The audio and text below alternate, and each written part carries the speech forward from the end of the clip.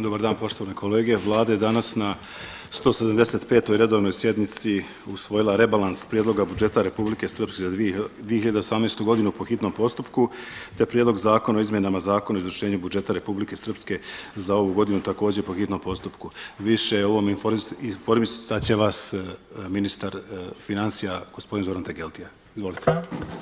Dobar dan, u ime Ministarstva financija. Mi smo upravo završili sjednicu vlade, usvojili smo odluku o rebalans budžeta za 2018. godinu i kao popratne dva dokumenta koje ide uz rebalans budžeta jeste zakon o izvršenju budžeta, znači zakon o izmjeni i dopuna zakona o izvršenju budžeta za 2018. godinu i odluku o dugoročnom zaduživanju za izmjeni i dopuna odluke o dugoročnom zaduživanju za 2018. godinu. Moramo reći da ove godine dosta rano smo krenuli u rebalans budžeta, da bi nam možda i odgovaralo da idemo kasnije u rebalans budžeta, jer bi možda u tom trenutku bi bile malo izvjesnije pozicije rashodovne strane budžeta, međutim mi smo se opredijelili za ovako rano rebalans budžeta, jer je evidentno da su prihodi veći od onih koji smo mi planirali za 2018. godinu, da je to bilo već evidentno nakon prvog kvartala i od tog trenutka mi smo započeli proceduru usvajanja rebalansa budžeta. I drugi razlog za to jeste što najveći dio rebalansa budžeta, odnosno rasta prihoda od oko 56 miliona konvertnih maraka idu za takozvana kapitalna ulaganja, 11 miliona ide za poljoprivredu, a 45,3 miliona na poziciju kapitalnih ulaganja unutar budžeta.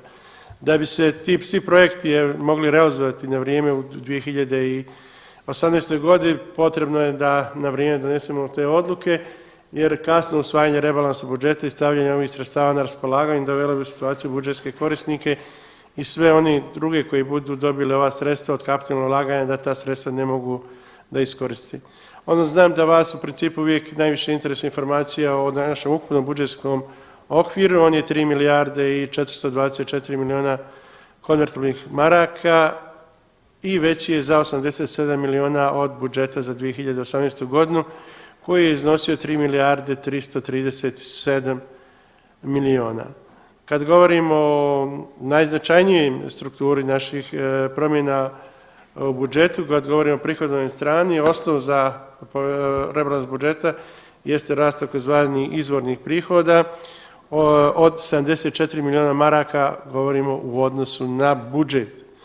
Od tih 74 miliona su 55,3 miliona su takozvani poreski prihodi, a 18,4 miliona su neporeski prihodi. U 55,3 miliona poreskih prihoda, 19,3 miliona odnose se na porez na dohodak i dobit u strukturi, kako to se kaže, direktni porezi, 16,2 miliona odnosi se na indirektne poreze i 19,4 miliona su doprinosi za penzijsko i invalidsko osiguranje. U ovoj strukturi prihoda koji se povećavaju u rebalans budžeta i ima još određenih prihoda koji se kreću do milion konvertibilnih maraka, tako da ih neću pojedinačno vama nabrajati, a postoji nekoliko ovih prihoda koji su nešto biti, planirali smo neko niži iznos nego što smo planirali u budžetu. Tu prije svega mislimo na administrativne i sudske takse i novčane kazne. Ukupno umanjenje tih prihoda zajedno je oko 2,2 miliona konvertibilnih maraka i u prebijenom stanju, znači ukupni naši izvorni prihodi svećaju za 74 miliona konvertibilnih maraka.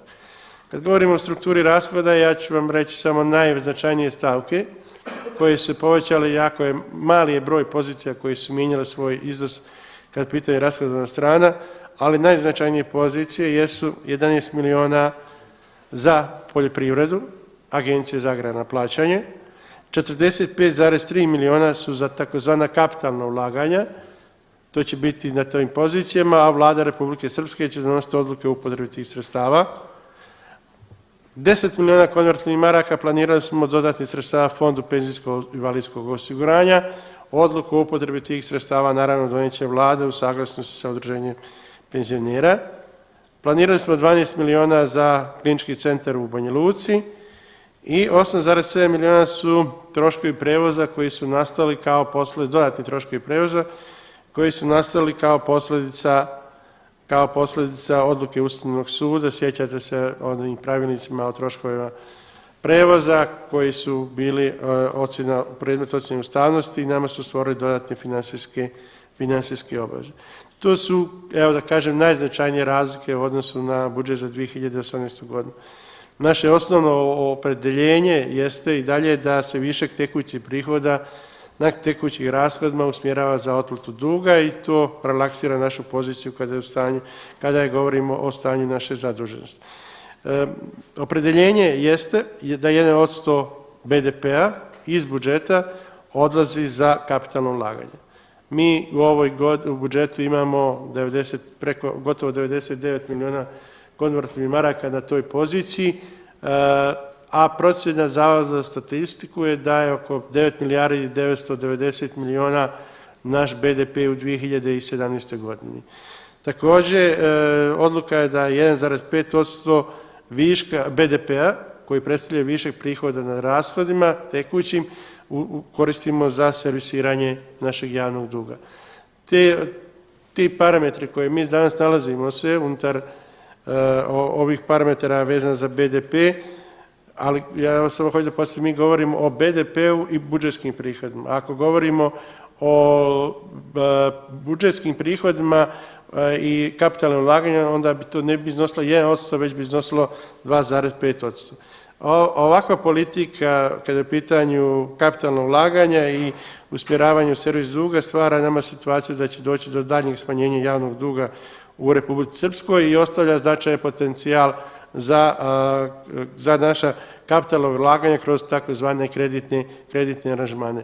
Kad govorimo o 1% sredstava za kapitalno ulaganja, naravno ne govorimo o bilo kojem projektu koji se realizuje preko naših javnih preduzeća, ne govorimo o sredstvima koje mi realizujemo preko zdravstvenog osiguranja, Ministarstva poljoprivrede, Agencije za vode i tome slično, bit će značajno veća sredstva za kapitalno ulaganje kada se sva ta sredstva dodaju.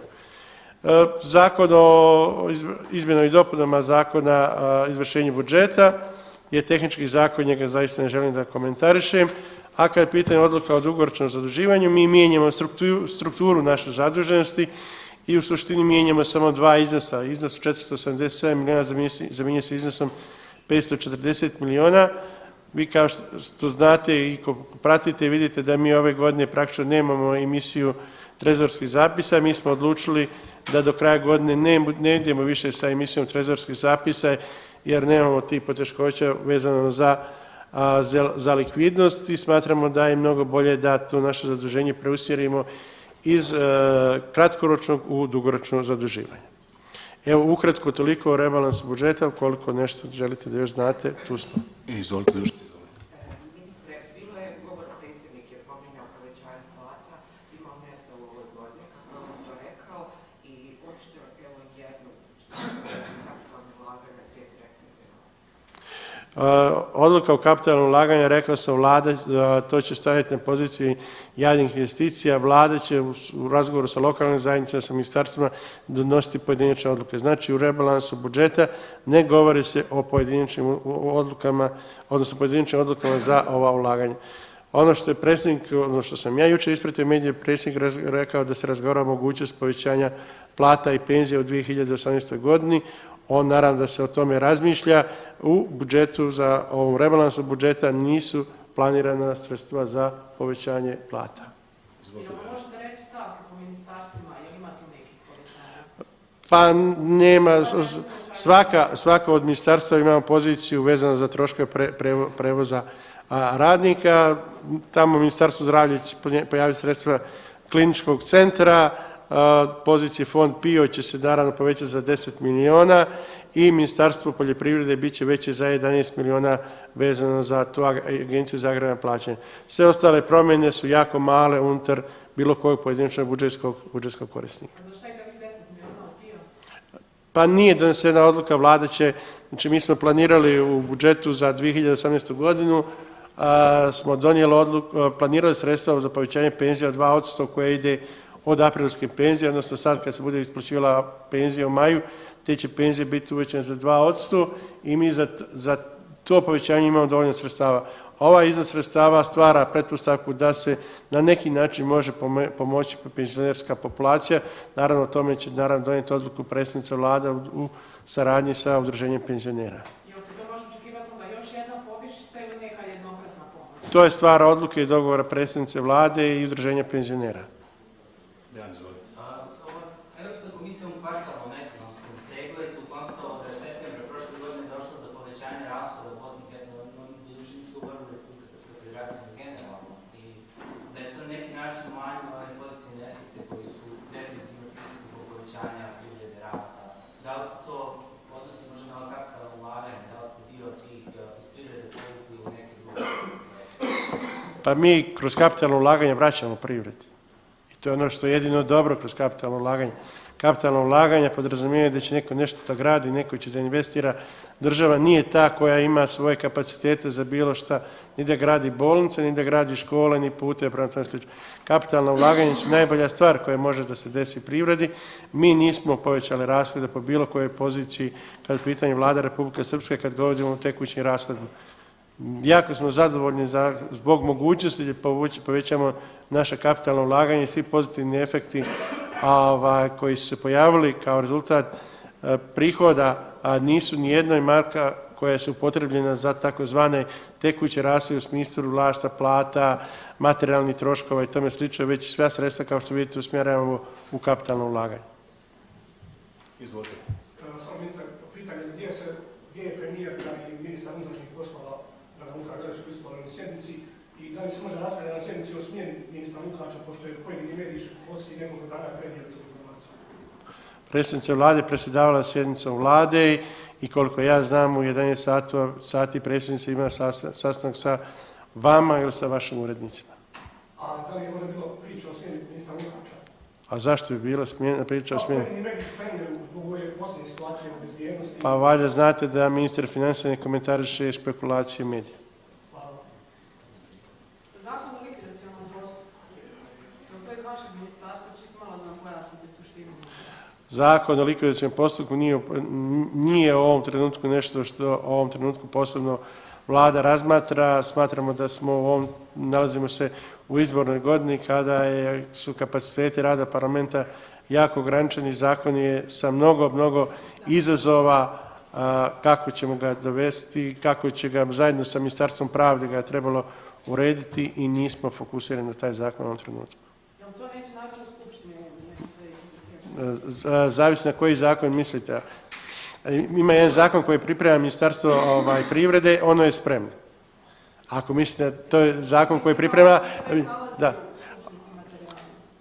Ne znam da li se nalazi u skupštinskim materijalima, ali prošao Vladu. Hvala vam, koliko više nemam pitanja, u toku danas biti zapisati javnosti.